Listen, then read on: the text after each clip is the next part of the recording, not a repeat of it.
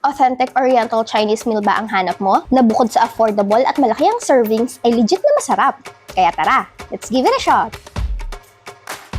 Tara, dito tayo sa Wokton Fried Rice and Noodles na makikita nga lang sa second floor ng D-Hub Public Market Street, Dasmariñas, Cavite. Sa gilid lang yan ang Dawan Dasma Building. Very oriental, Chinese style at masasabi kong malinis ang kanilang restaurant. At may mga nakakatuwang board games nga dito, perfect habang nag-aantay ka ng order mo. Excited nga akong tikman ang kanilang fried rice na wok-based at for as low as 99 pesos is talagang solve ang oriental cravings ko. At inilagay ko na nga rin dito ang menu nila para sa reference nyo. Pwedeng-pwede nga rin kayong magpa-deliver dito kaya i-follow nyo na ang kanilang page, ang Wokton Fried Rice and Noodles. Kaya naman hindi ko na patatagalin to. Let's give it a shot!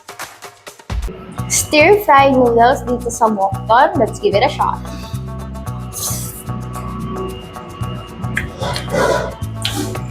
May konti siyang spiciness. Manamis-namis. Meron sa kimchi rice, may meat siya. Okay, tignan natin. Kimchi fried rice dito sa Wokton. Let's give it a shot. Lasang-lasa yung kimchi. Hindi siya ganun kaanghang. Ito, may meat siya na nalalasahan din. Second bite, let's give it a shot. Sarap. Meron siyang burnt taste na kimchi rice. Ganun yung dating niya. Egg fried rice na meron siyang Asian Oriental chicken. Tikman natin kung anong meron. Tignan natin. So, egg fried rice siya. Wala masyadong meat. Gulay. Ito yung chicken. Tikman muna natin yung fried rice. Egg fried rice dito sa Wokton. Let's give it a shot. Lasang-lasa yung wok niya. Egg, andun. Alat niya yung egg, yung lasa ng wok, yung burnt taste, andun siya. Ang sarap na mixture nila. Ang tikman natin itong chicken. Itong chicken, Asian chicken dito sa Wokton. Let's give it a shot. Garlicky. Ang sarap na ilagay siguro soy sauce. Bagay pa sa fried rice.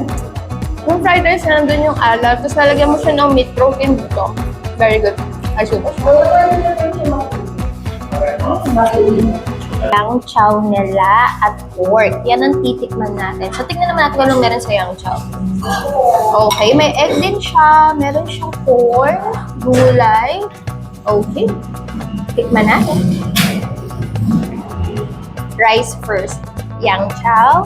Dito sa Wokton again. Let's give it a shot.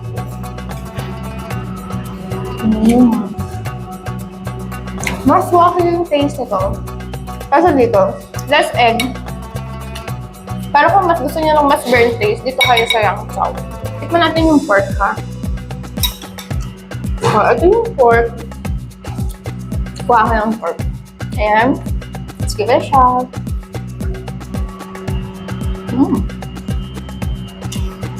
Halos hindi sila ng chicken. Yeah. Meron lang siyang oriental na taste. Siguro, meron siyang spices na iba. Masarap din siya. Yang chow. Second bite. At natikman na nga natin lahat itong mga pagkain dito sa Wokton. Ang masasabi ko lang, kung gusto niyo ng gantong food, oriental, Chinese style, punta kayo dito sa Wokton. Itong kimchi rice nila, very iba siya sa mga kimchi fried rice na nabibili natin sa mga Korean store kasi meron siyang burnt taste talaga. So, meron siyang twist. Tapos, ito namang kanilang pansit, sobrang kakaiba yung timpla nila. Overall, masarap. Oriental fusion nandun, Chinese style, andun siya.